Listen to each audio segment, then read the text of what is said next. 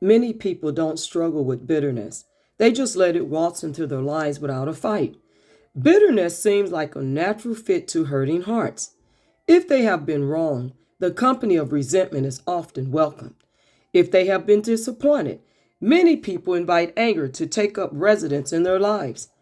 Once bitterness has taken root, however, it's not much of a stretch to invite retaliation to the party also.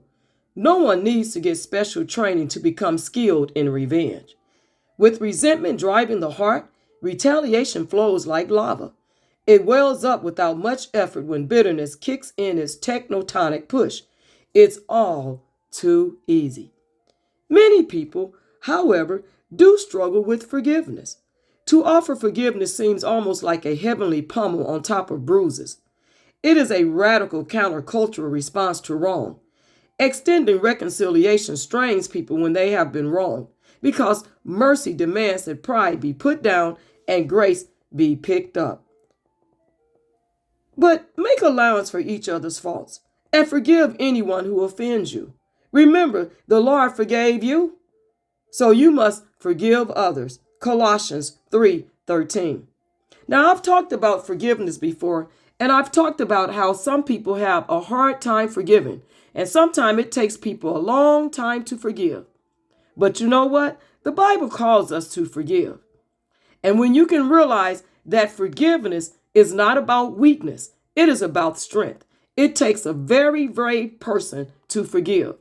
And once they forgive, those burdens are released from your heart so you can move on. The burdens are released from that person's heart, whether it's you or someone else's heart is released so that they can move on. And always remember, forgiveness is a good thing. And if someone's hurt you and they've done you wrong, you can forgive them and allow God to deal with them, because God will handle them. He will avenge his people, because wrongdoing, there is always consequences for the wrongdoings and the sins.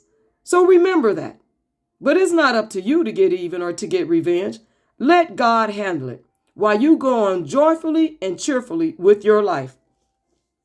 Now, Lord Jesus, I see your example of mercy and forgiveness, and I am in awe. Help me to live with the same heart. But you can be that difference maker.